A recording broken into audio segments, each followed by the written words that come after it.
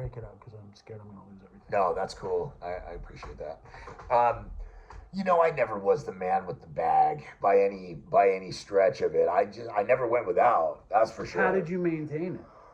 Just through hustles and scams and schemes. You know what I mean? And what that kind of brings us to part two, because I stayed sober for a long time. I like how organized you are with this. Yeah, I mean, I definitely have like a, what's the word, like a timeline, if you will. I definitely want you to give me some like straight up stories too.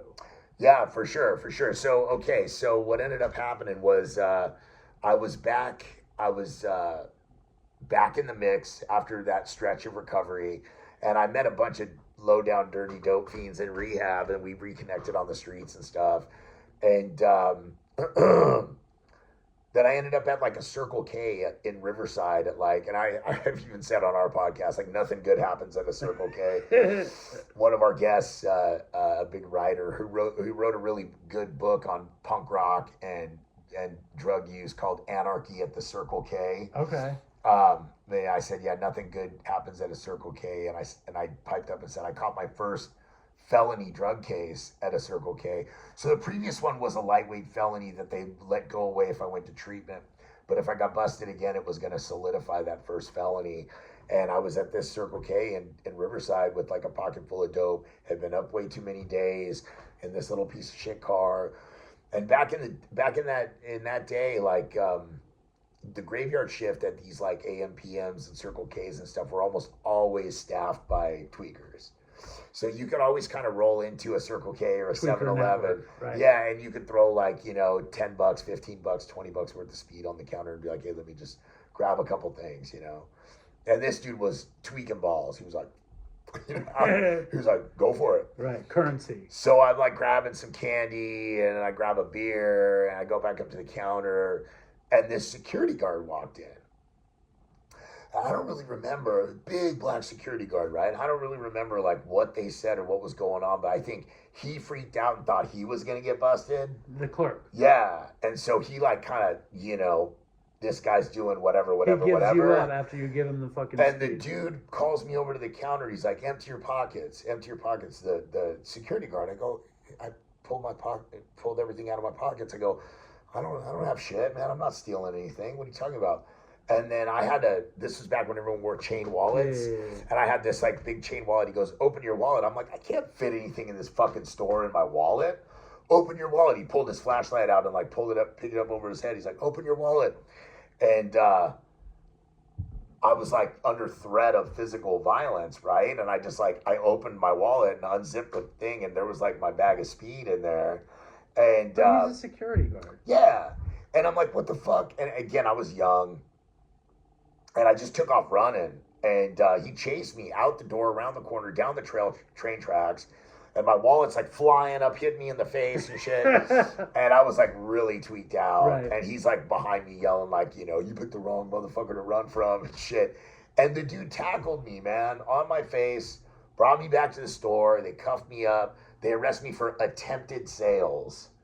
It was the most ridiculous. So the security guard calls the cops. Basically, yeah, he's not the cops. It was really like in retrospect, it was like the corniest. Yes. But now it's like I look around at all these people tweaking and doing all this kind of shit, and you kind of just think like, these guys are just trying to keep the area. At least somebody cared. Bullshit. Right. Yeah. Right.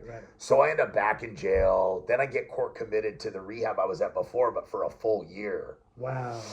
And that Isn't that funny though? When you tell the story, right? You tell it as the kid. But then when you get to the end of the story, you're like, well, that guy was probably just trying to service community. Yeah, exactly. Riverside was just tired of like being overrun by tweakers the minute like 10 p.m. hit. It's so funny how we can do that, though. We can become our childhood selves. For sure. And then we tell the story, and then you realize who you are now. Yeah. And you can explain it, because it's not like this dude was in the wrong. You were in the wrong. Yeah, no, absolutely. And, I get busted. I go back to jail and court, and I was, again, crafty. I'm like calling the rehab collect. Can you guys take me long term? I go, I can get alternative sentencing, blah, blah, blah. And when I went back to that treatment center, that's when the real Synanon shit happened. You know what I mean? They had this thing called the family. And to join the family, you had to like go through all these like initiations and write these long essays and do all this kind of stuff. To join the family. Yeah. And what is the family exactly? The family was just this like core group of, which they had a family on the Synod on Fix too, which was like the core members that were there from the beginning. And that's kind of what it was. It was people who weren't just coming to do a spin drive. They were people that had real problems, that were there for long term to work out their real problems, avoid lengthy prison sentences. And I stayed there for a long time. And, you know, I ended up getting like asked not to leave in like a weird way, but it was just kind of like, you know, you've been here long enough, just move on, go to an outpatient program. And they were there for like a year? I was there for like 8 months. Okay, that's a long time though. It was a long time. And yeah, there were some wild people in there, man. They were from like, you know, had come from like meth-fueled satanic cults in the deep desert and shit. And they had like wild stories. Yeah, man, I mean, so I end up like, you know, there, I get out of there and I put a decent foundation of recovery together. How old were you then? 20. I turned 21 in there. Right. I turned 21, so I was young. But I had started young. You know what I mean? It started in my early teens. And the kind of pinhole view of recovery is like in the back of your head. Yeah. And you're like thinking about it and you're adjacent to it. Well, I mean, I had work steps in there. I knew I needed to be in meetings, you know, and I got out and I was continuing to do meetings and do my thing. And, you know, I started kind of like you know, and I had the other thing that was confusing to me was I had all of these friends that I grew up with that like surfed and snowboarded and skateboarded and drank beer and had like these good lives. And, you know, when I got back to them and I got reconnected with them and I ended up getting into that industry, like the skate, surf, snow industry and as a job and my ego crept back in. And then it was about being the dude. And then I opened my own store and started doing some stuff with people in that industry that, again, made me think I was cool. And, you know, and back then at that point in time, and maybe still the case, in Southern California, the spot to hang out in every neighborhood was the skate shop, you know. So, you wanted to be in the center of the universe. Yeah, I just kind of like, you know, whether it was by design or whether it was by chance, I kind of just, you know, ended up being like the dude that had the shop that everybody hung out at and, you know, did my thing. And I got introduced to like cool and interesting, creative, fun people. And, you know, and that whole industry exploded. Like, and I had a lot of fun for a long time, but I didn't do any of the things that kept me sober. You know, I was running. Did you have a real like want of sobriety? Did you still like love getting high? Were you trying to figure out how? You know what? I had a real want of like things and status in life. I did. And I knew that being a tweaker wasn't going to get me that. Right. So I put as much distance between, you know, as I'm dating these, you know, beautiful girls and hanging out with my cool buddies and like doing all this fun, cool shit. You knew the kind of like what you wanted your life to look like. Yeah, for sure. And so I kept on that path, but like an untreated addict, an untreated alcoholic, I started dabbling in other things and doing other things. And before you know it, like that whole thing imploded on me and I had like a very public and shameful relapse and went headlong back into using. But I stayed sober 3.5 years that time. Tell us about the public relapse, shameful relapse. Well, you know, I mean, it's a lot to go into. I mean, basically, I was. You were in meetings in that stretch? Or no? You were just like running a store? By the end of that, I was running on, you know, money, property, prestige, and all that stuff. And, you know, being the cool guy in the mix. I'm going to clubs and I'm hanging out with people who are doing blow and drinking, but I'm not doing it. And were you like, I wish I could be doing it? For sure. Right. For sure. And what wears you down to the nub? You know, I think just not being in meetings enough and the opportunity presented itself to fuck around a little bit. And I fucked around a little bit and got away with it. And I can't even, it's so long ago, I can't even remember the exact example of what had happened. That's so funny. I was in a serious relationship at this point with a very like sweet, innocent girl that went to USC and like, you know, and I had this whole, and her family, and we were all connected and everybody was all love and togetherness. And I still had my buddies and doing all this stuff. And then, man, it just crept up.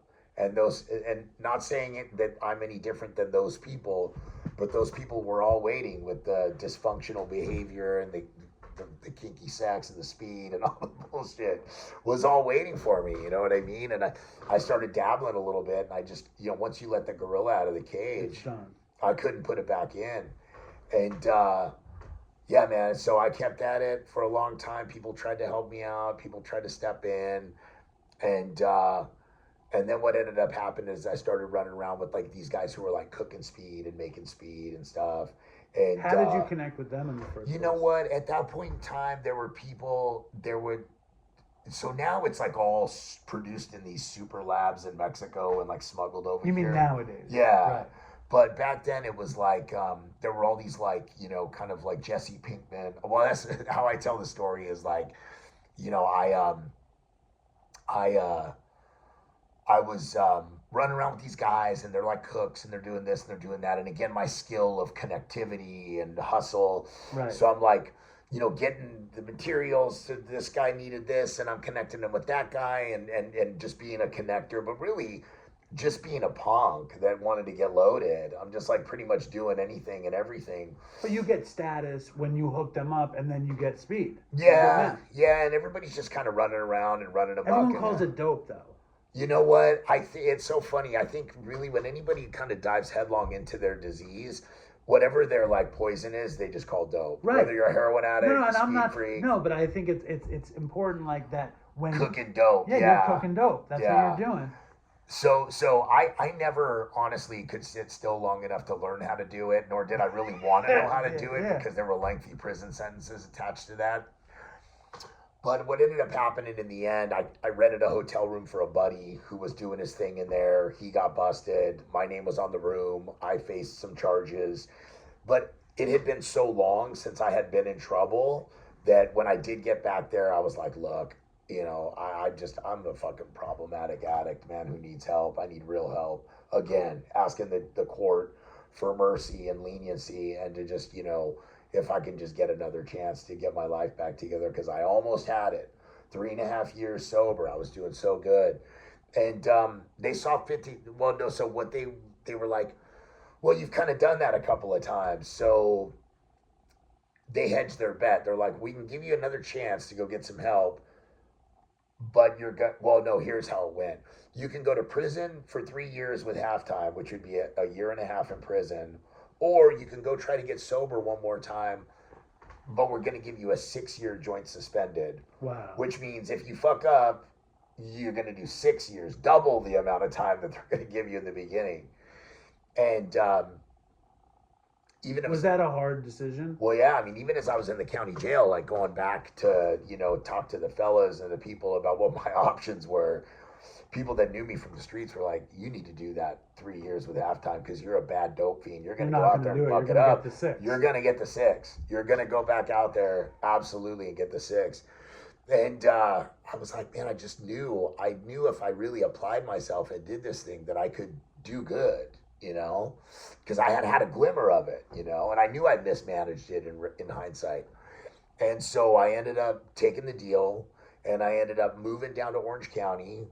And I completely flipped the script of how I lived my life. I went to work at Nordstrom in the women's shoes department, wearing a suit to work every day. So you took the big probation. Took the big probation deal, moved to Newport Beach, went to AA full throttle. Yeah. Full throttle, like my life depended on it, because it did. It totally did. Yeah. It totally did. And literally, like you know, and let's bleep Nordstrom if we can. We can do it. Amelia bleep Nordstrom. Yeah, they're still like very good friends, but they, you know, an amazing company. They gave me a great chance. And I mean, like, shout out to Nordstrom's then.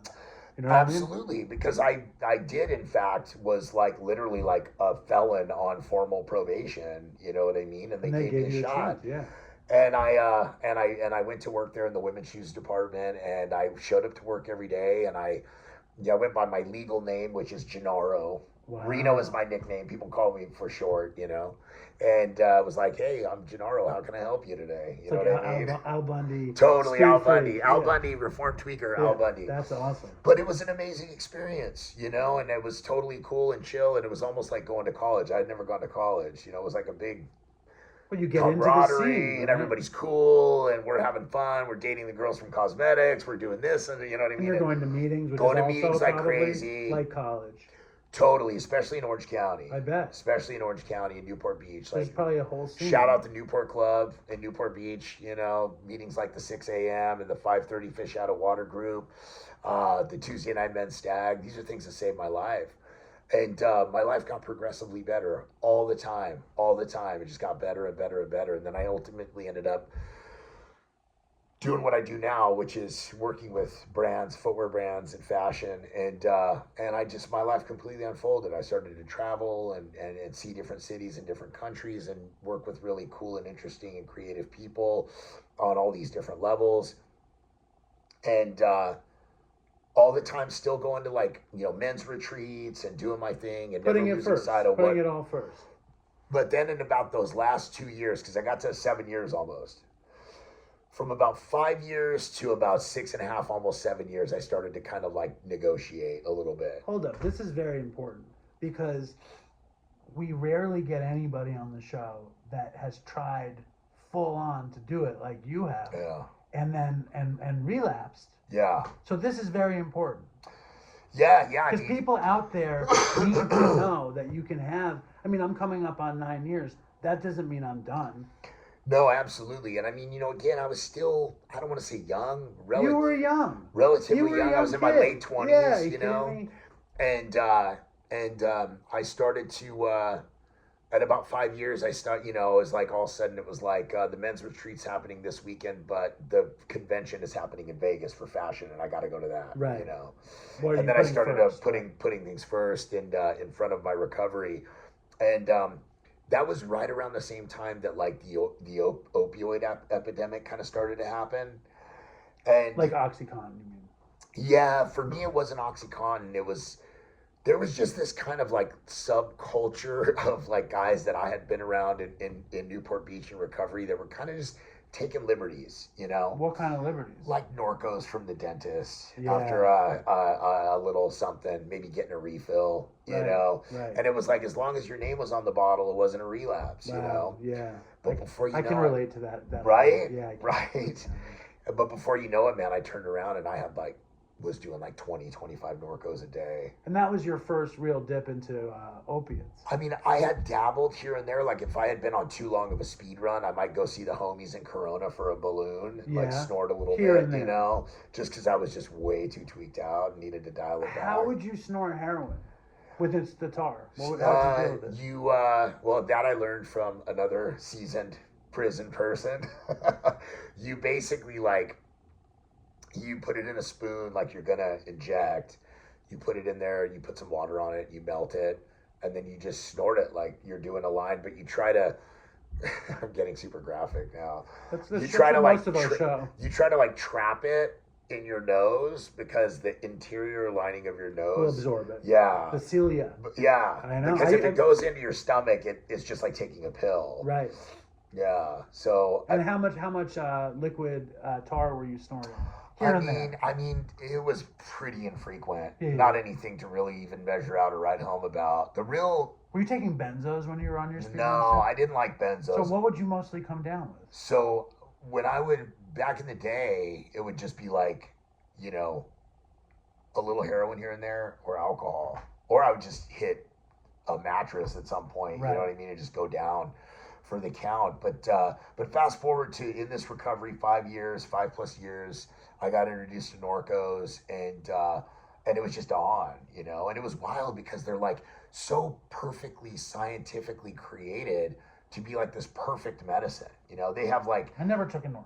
Oh, they have I'm you haven't lived. I know. I feel fuck. It's another thing I haven't. No, honestly, they're so good, but they're so evil because they have caffeine in them, and then they have the opiate in them. Speedball, yeah, a delicious speedball. It is a and the Norco sounds like such a nice name too. It's so funny. Sounds like a snow cone or something. It's so funny because they come from this Watson Pharmaceuticals, which is located in Corona, okay. And the next town over from us is called Norco. Oh my god! And I don't know why they named it after a town. Is that crazy? It's a good name. Shout out Norco. I got some homies in Norco. Right. But yeah, man. So I ended up on those things, man, big time. And then I was making a lot of money at that age, and much like you shared, right, being in TV and you make some dough early on. And, but it's so funny because it's literally just like, and I heard my buddy Camille say this at a meeting that, it's like a drug coupon. Money is just really like a fucking drug coupon at that point. You don't even care how much it costs. You just have to have your shit. Right, of course. And so I'm running. Every dollar is accounted for. Yeah. I mean, it's as long as you have that, you can trade this stuff for drugs. Totally. It's amazing. Totally. And it has zero value. There's no planning. There's no like my children, my house, like what can I pay for? It's all for the addiction. Yeah, no, straight up. And it's and I ended up on like a huge dose of those things. And then I was buying them on the street for $5 a pill and eating like 25, 30, 35, 40 of them a day. And then it got to the point where you could probably relate with this. Like I couldn't travel unless I had enough, for work. And then I'm like in Japan on work trips trying to get doctors to give me shots of fucking opioids. Or I'm on vacation. Hold on. What was that story? Yeah, so I ended up I went on this big trip with my brand. And it was to Japan to do some market research. And then it was to Korea to see the factories where our footwear was made.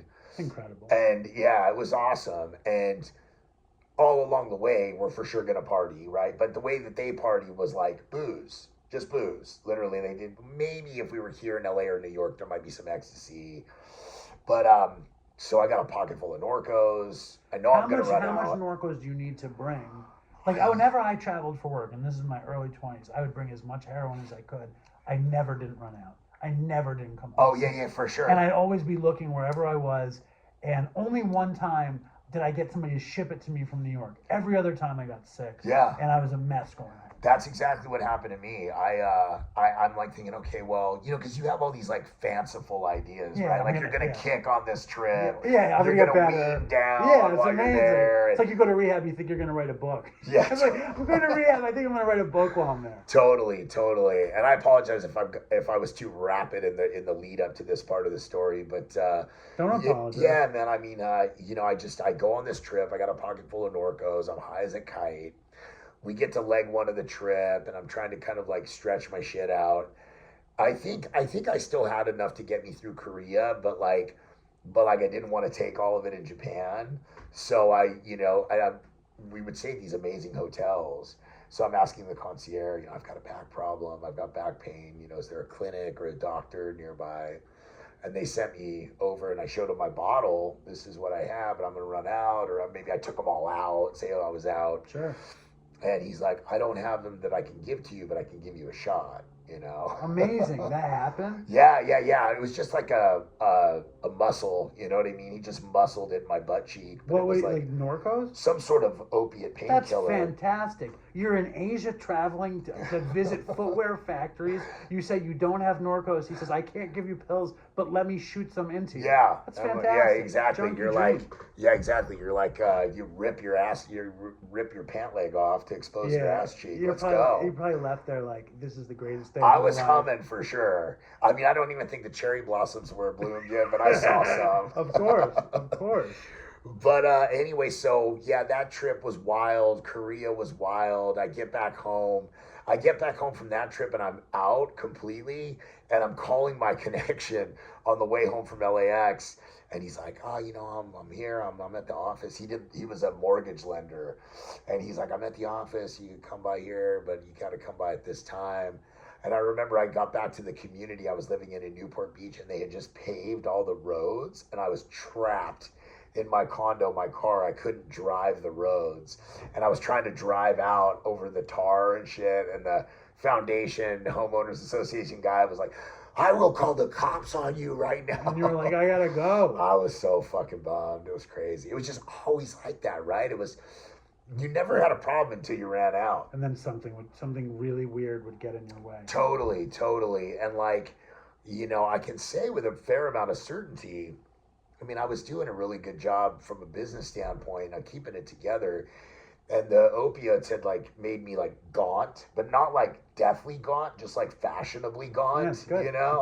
And I wasn't using street drugs yet and wasn't really drinking. And I was doing it. I was doing the damn thing. That was like the moment of equanimity and using and work. Right. That was like that I never's gonna last. It was probably relatively brief because I've seen pictures from myself at a follow-up trade show in New York where I was like begging anybody I knew in New York to bring me anything they had, and ultimately some girl I knew that had a newborn comes down on a winter day to like one of the convention halls pushing her baby in a stroller to bring me some codeine.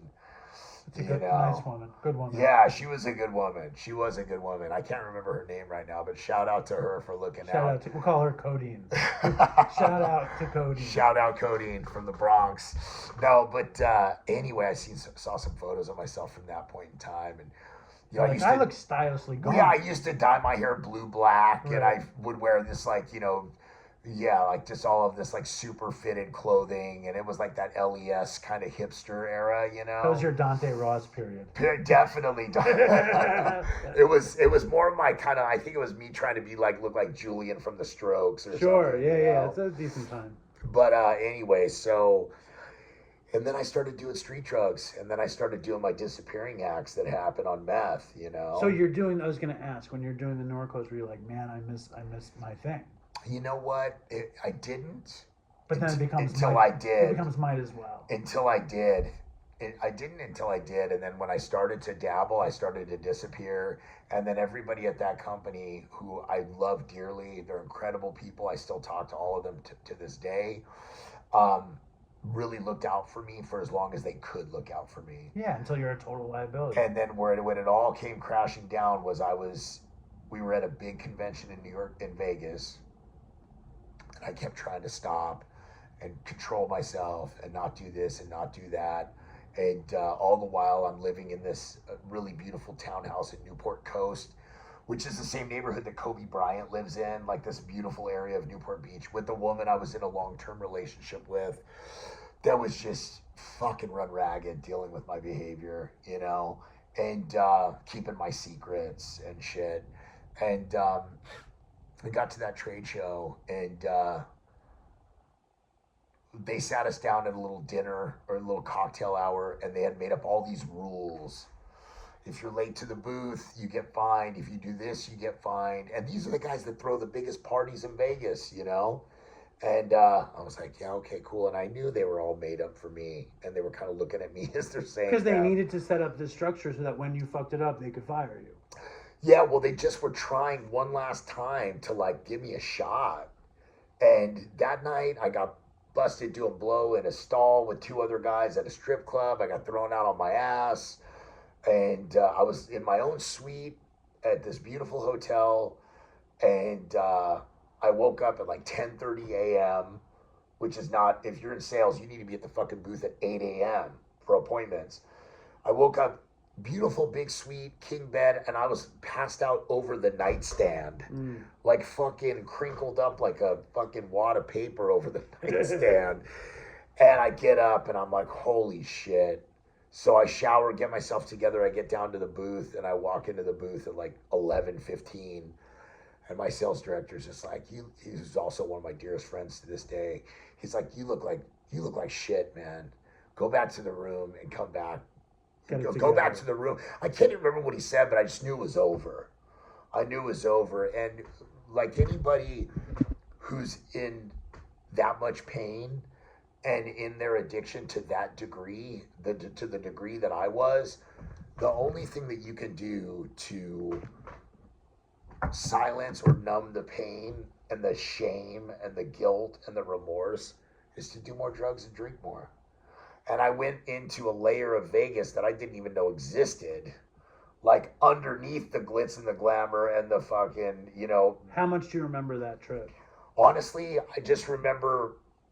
That was what I was always looking for, and I never found. I'd pass through Vegas for like 2 days and be like kicking dope, like driving through from LA to New York. Maybe we'd pass through for an hour, and I'd be like, where is it? And I would leave before I found it. Yeah, I mean, luckily I encountered some kid that was also kind of attached to the fashion scene or whatever, but he like kind of knew the lay of the land.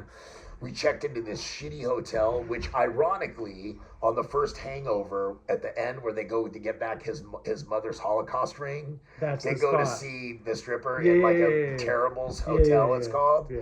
It's literally called Terribles, this hotel. And I checked into that hotel with this kid, got a room. I had dough, and I just silenced my phone and just went fucking nuts for like 4 more days.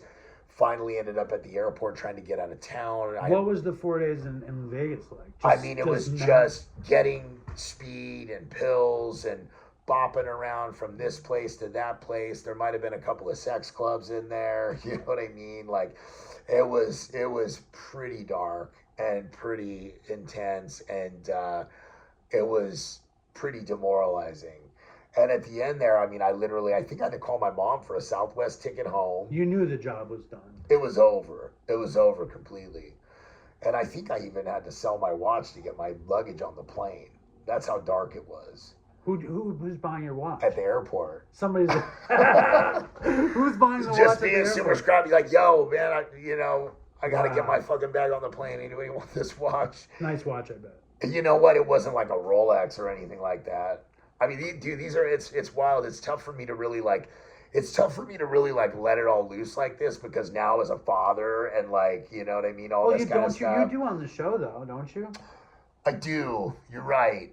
I But do. it's different because you're more like chiming in. You're not Yes, the main subject. that's exactly You're like right. the chimer. And when I go back to like, the episode, my main episode that kind of was my entree to It's All Bad, like there's a couple of porn star anecdotes and stories in there that like later on I had to like go back and be like, can you just edit the like I put heroin in her butt part out? You know what I mean? Which they're like, that's the best part. Yeah, of the fucking- totally, I totally. know. I think they just humored me and like said they edited it out, but I haven't re-listened to it. When we started doing Dopey, Chris would tell a story for an episode, and we'd do really short episodes. Right. Chris would do a story for an episode, then I would do a story for an episode. Right. And I had just gotten back with my daughter's mother, Uh-huh. and I didn't tell her about the show. Oh, really? And we had done, I think, 337 episodes. At the time, I think we did 14 episodes, and she listened to one, and I told a story. I started out the story talking about her father, like in a nice way. Her Yeah. father's amazing. Yeah. And then the story turns to me like shooting heroin somewhere, stealing some shit. Like it gets really It dark. goes from exactly, yeah. like over the rainbow. Yeah, it to- goes yeah. fucking to her father, and I'm so blessed Yeah. to be part of this. Yeah. And then all of a sudden, I'm stealing and shooting dope and whatever, Yeah. seizing. And then she's like, no way. She's like, you can't do this show. Yeah. And I was like, okay. And we took the whole show down. And then I read her an email we had gotten from somebody that said it helped them. And she's like, Yeah. okay. She's like, you can put it back, but you need to take out every episode that you told a story. So if you look back at the She Dopey, wanted you to not have you telling any stories. so when you go back to the first 14 Dopey episodes, it's just odd numbers because we erased them. And we always thought we would put them back in, but Chris died and we never put them back in. Oh, wow. And they're the lost episodes. That's wild. I know, so I can relate. The But- lost tapes. Yeah, but I mean, I've wound up telling every story here and there. Yeah. But I assume that my kids won't listen.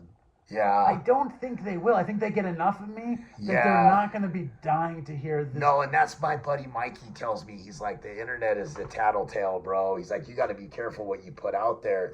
But you know what? At some point in time, I'm going to have to tell my daughters, because they've inherited my genes, 100%. that I am somebody who struggles extremely with addiction and alcoholism, and that they may have to, you know what I mean? Like, hopefully they don't, knock on wood, but that they need to know this about me, because they need to not hopefully let the gorilla out of the cage, or if they do, they need to know what to do about it. No, I mean, my older one lived with me and my wife being separated, and then when we got back together, Which is beautiful, by the way.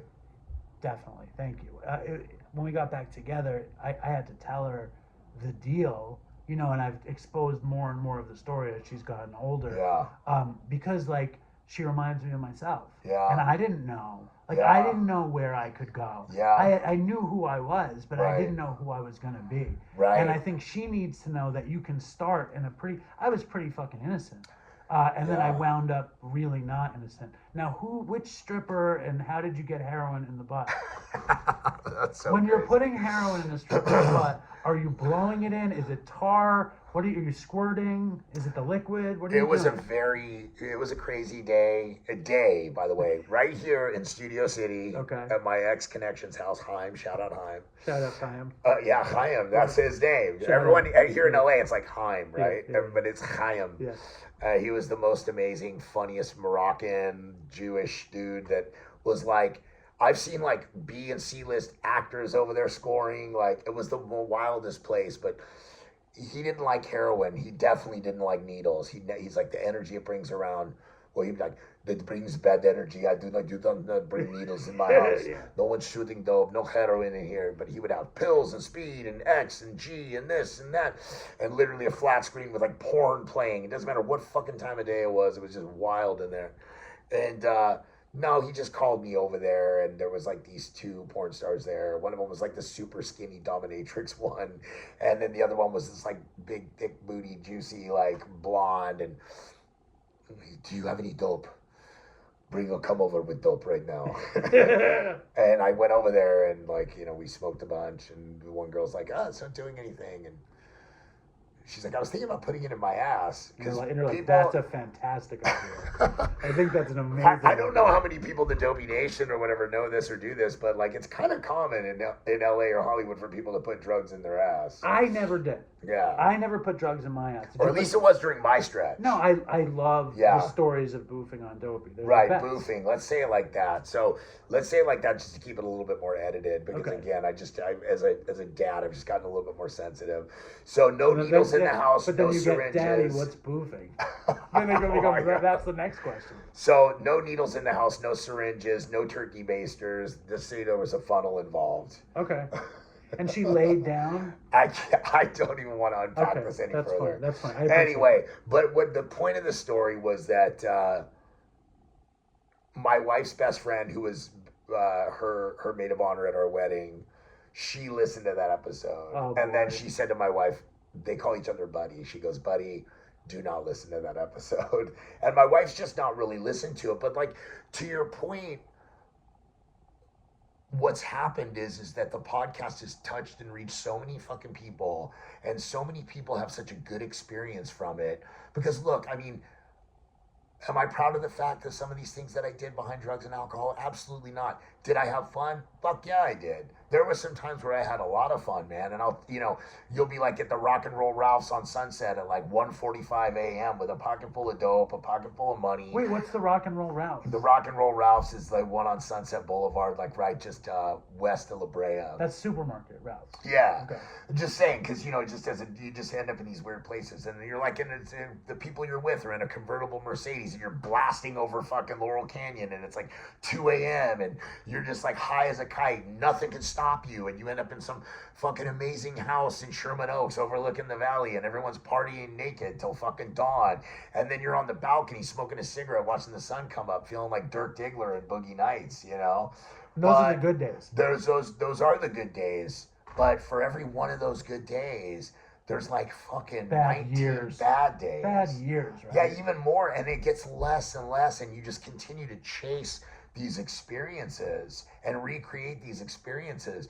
And the more you do that, the more pathetic you get. Well, I think that the real purpose behind Dopey, and probably it's all bad, is it's like we shared in this insanity.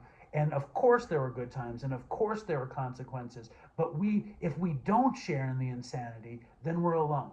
And if we don't share at the worst shit we did, then we're the only person that did them, and you go insane in isolation. You're absolutely right. That's the whole thing about loneliness being like the real fuel breeding ground, like of you addiction, said. Exactly. right? I mean, you think you're the only person that's done some of these shameful things, or stolen your mom's engagement ring and traded it for dope, or whatever example you can come up with to like put out there, or the sexual stuff for a lot of men can be really shameful, men and women, everybody.